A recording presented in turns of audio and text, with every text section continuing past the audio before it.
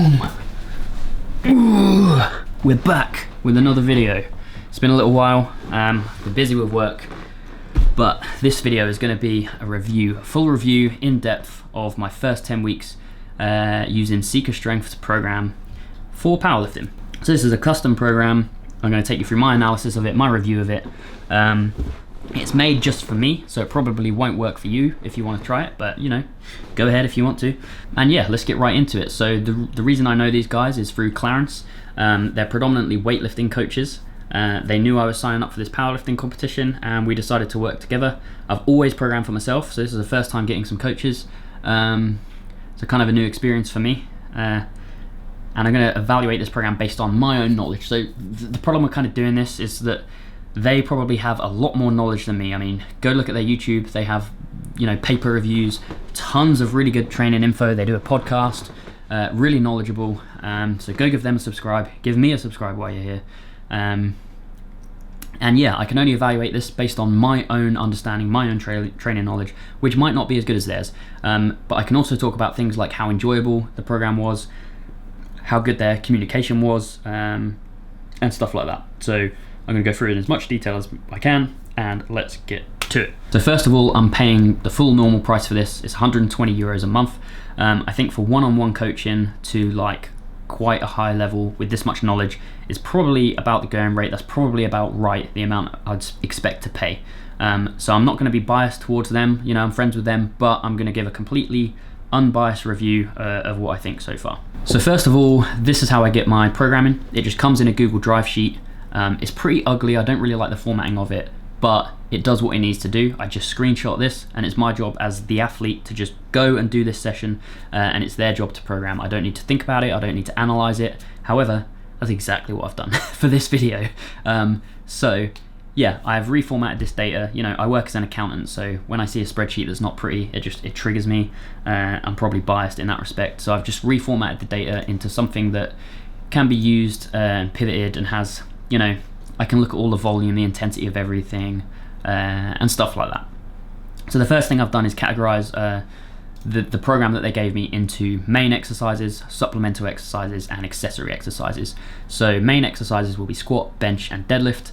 Supplemental exercises will be other big compound things. So think like incline bench, shoulder press, things that will help bench press, belt squats, you know, high bar squats, and then accessories will be like, you know, doing abs, doing quad extensions in the gym, machine work, just kind of cherry on top, stuff on the side. Now let's talk about a bit of general like theory of training. There's a saying that specificity is king. So I'm training for powerlifting, so every single thing in this program should be geared towards making me better at squat, bench press, and deadlift. Nothing else matters. They're the only three lifts I do in the competition, and I need to get them as high as possible. Some other exercises may be in there just so that, you know, it minimizes the risk of injury along the way. But generally, everything should be focused around those three lifts. So some of my concerns with using these guys was that they're predominantly weightlifting coaches. So I expect very good like squat progression, however, a bit more concerns around bench and deadlift because they typically don't do them. I mean, I don't really know many weightlifters at all that do bench press, and I think there is, you know, a real knowledge to be gained in actually doing something yourself. I mean, they've probably been through all the problems and issues you could have with weightlifting, and I think that's going to help them solve those issues for other people. They may not have been through those issues in bench press because they probably don't do bench press. However, the general training principles and theory will be sound, so my hope was that that wouldn't be a concern. So my only other concern was that weightlifters always high bar squat, powerlifters typically low bar squat because you can move more weight. I can definitely move more weight low bar, so I was a bit worried that it would be programmed towards high bar all the time, but I will get into that as we go through the review. Let's first look at the split. So your training split is basically what days you do each exercise. So I had 5 days on my program. First day was high bar squat and bench press. Second day was seated strict press and snatch grip Romanian deadlift. Next day was high bar squat and bench, then deadlift, and then belt squat and incline bench on day 5. So you can see the frequencies here: squat twice a week, bench twice a week, deadlift once a week. Supplemental exercises, 1 for squat, which was belt squat, 2 for bench press, which was incline bench and military press, and 1 for deadlift, which is the snatch grip Romanian deadlifts. Here's a list of the accessories. So this is over all the weeks. So these weren't all on day one of the program. It would be a selection of these. So it might be 2 of these.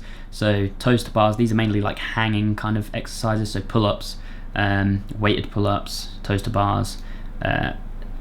This one, day 2, was always front rack reverse lunges. That's like a split squat with ab work. Then it was always quad extensions with abs. And then day 4, abs, some shoulder work, some rows as well. Yeah, rows here and here. And then day 5 was more rows and then sideline lunges with a kettlebell. So in terms of the split, the way I normally program in the past is I would squat twice is good. Twice is probably the minimum. Deadlift once I think is perfect. Deadlift has a high risk for injury. I tried deadlifting twice a week before and hurt my back. So once is perfect for me. Bench only twice. This was like kind of concerning because bench, like upper body, recovers very quickly. Squats and deadlifts are super taxing, takes a while to recover from, so you typically need more recovery on them. Bench, if I have one day off, I'm fresh for bench again. So in the past I'd bench every other day, and that's fine, I can recover from it. So 2 times a week I was really concerned that my bench would go down. My starting lifts at the start of the program were a 210 squat, a 147.5 bench, and a 250 deadlift. So let's talk about each of the 3 main lifts individually. So here's all my squat sessions. This data looks a bit messy. So this is essentially week 1, day 1, day 3, week 2, day 1, day 3. The variation, so whether it's high bar or low bar, the sets, the reps, and the weight. And then this table is for each week what the total volume was and what the average intensity was. So in general, for powerlifting, a powerlifting block, you want to increase the volume at the start. So that volume is your sets times reps times the weight. So if I did 100 kilos for 5 sets of 10, that would be 5,000 kilos total volume. And the goal of training 2 is increase your volume capacity. And then when you want to peak for a 1 rep max, you reduce the volume so that your recovery goes up, and keep increasing the intensity. So intensity is the percentage of your 1 rep max. So you'd start at like here, we started at 50% in the first week, and then each week the weights went up until I was doing a 1 rep max. And you can see that in this table if it's easier. You know, I started at 108, and gradually over the weeks the weights went up and up and up and up. The reps generally went down, so we started at 10 and 8 reps, and then we went down to 3s, 5, 6, 4, and eventually 1 on a 1 rep max. And then the sets, generally you vary the sets so that you have a consistent or increasing volume in the first part, and then you set the sets so that your volume is decreasing at the end so that you recover it. So you can see that in this graph here. The red line is intensity, so that's going up over time nice and steadily, and the blue is volume. Now I don't understand why there was a dip in the middle. Typically I'd like to see this line go, you know, gradual increase and then start to decrease gradually. There was this kind of like dip in volume in the middle, and then it went back up.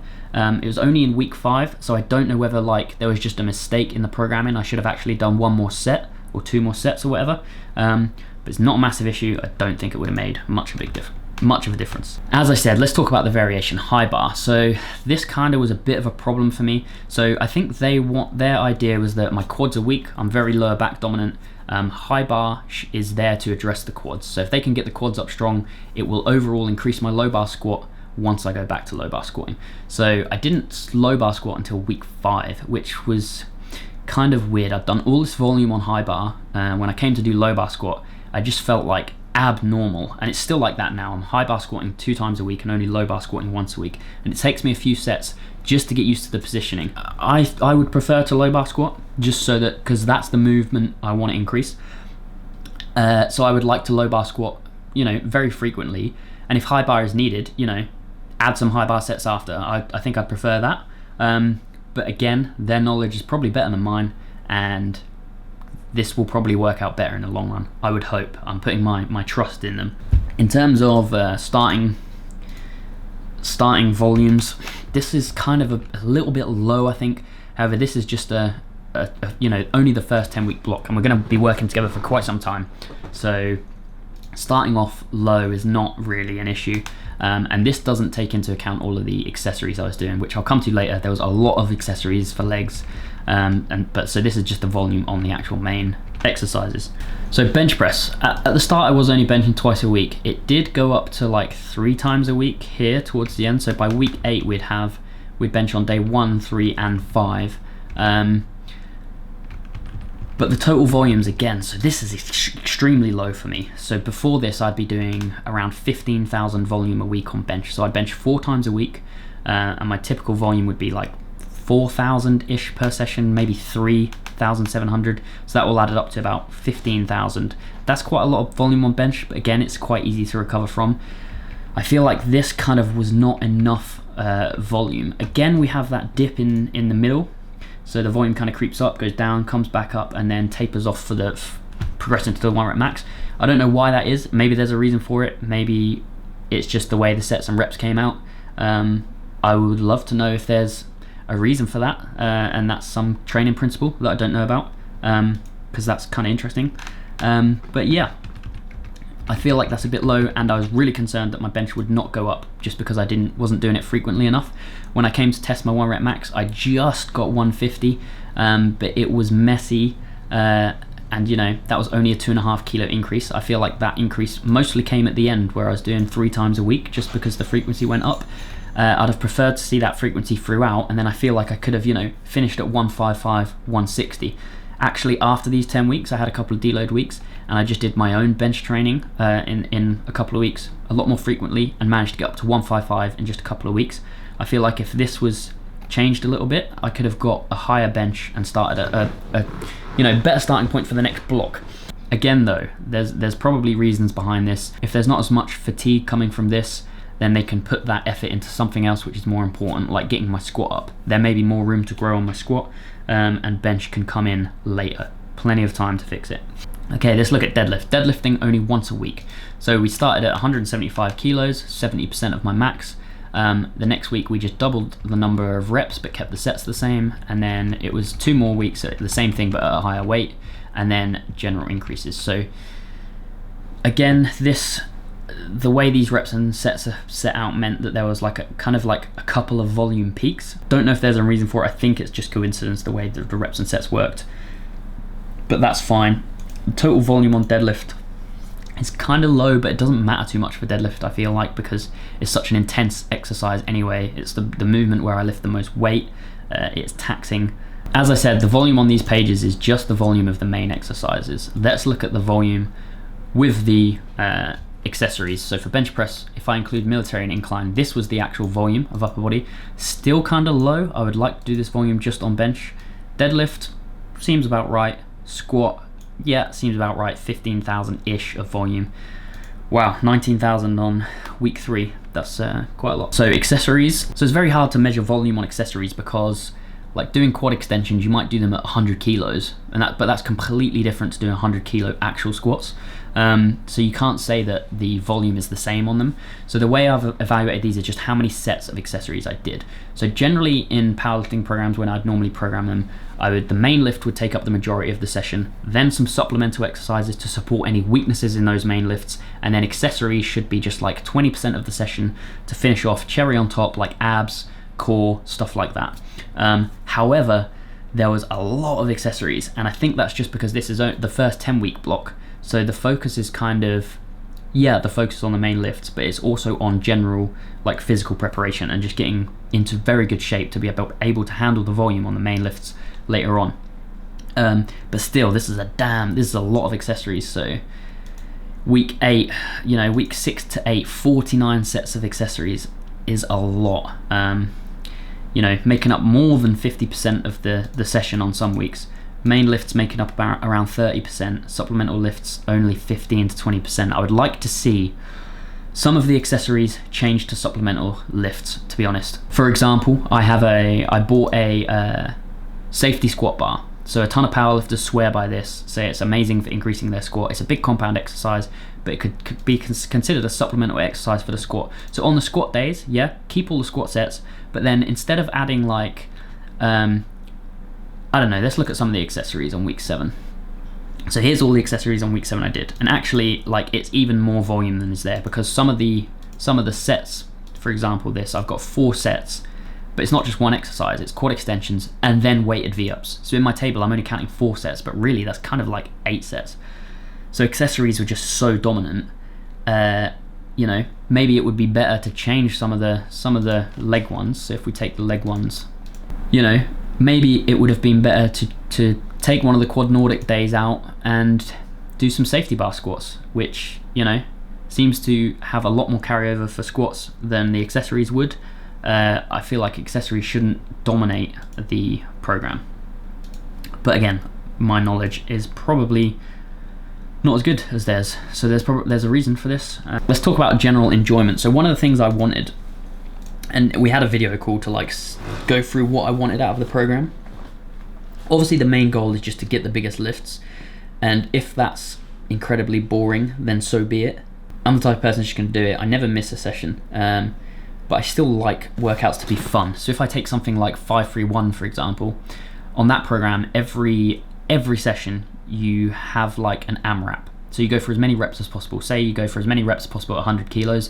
The next week you go for as many reps as possible at 105 kilos. And eventually you come back round and you get to test that weight again at some point and go for an AMRAP again. And you have like a goal in mind. If you got 10 reps before, you're like, okay, I'm going to aim for 11 reps. And for that one set, there's like a really good incentive to try really hard, and that is like something that can motivate you in training. So I wanted kind of some challenges along the way to keep me like motivated and something to look forward to in the sessions. At the start, there kind of was that, because I had so many new exercises that I've not done before, and these exercises like Russian twists, never done them before, super hard, and the challenge was in that. The only set, as you know, we got into like week 5, the novelty of all of the accessories really wore off. It was kind of like I really didn't want to do them. I did anyway, but it wasn't like fun. The only set as well that I really had motivation for was the deadlift day. So the day for deadlift, I always did the first set without straps and with hook grip, because in the competition I need to do it without straps. And that was like the only set in the whole time that I was motivated for, because it was a challenge. It's like, okay, if I hook grip this is a new PB for me this session. So every week I got to do 1 PB on deadlift without straps, and for that first set I could really motivate myself, get hyped up, do the set, and then the rest I could just grind out with the straps on. I would have preferred a few more kind of challenge sets, as long as there's, you know, you have to kind of balance that with risk of injury. I know in a lot of like modern powerlifting programs they'll do like a top single. So your session would be like, say you had a squat session, you would work up to a top single. So for me, say I'd work up to a top single of 200, and then I'd back down and do all my sets at like 160 or whatever. And that 200 would be 1 rep, 1 set that you can be motivated to get to the gym for that session. So I feel like that's lacking a bit. I would have really liked to use my safety squat bar. Like I said, I spent like 600 pounds on something that I thought would really help my training, and it's, you know, week 17, 18 now of working with them, and I haven't used it once. It's just sitting on my wall. I really want to use it just for fun, and if they could just put that into a session, you know, as one of the accessories, that would actually like motivate me more for training. So anyway, in terms of did this program work? Absolutely. Like, although there's a lot of things that it sounds like I'm moaning about, you know, it worked. Especially for squats, it worked. Like, I added like 15 to 20 kilos to my squat since I first started. Kind of what I expected going with these coaches. You know, squat is like a super dominant exercise in weightlifting. They're gonna have so much knowledge on squat, they're gonna know how to program it. So I knew that would go up. Bench press, exactly as I thought. Like, I kind of finished where I started. I kind of just maintained bench.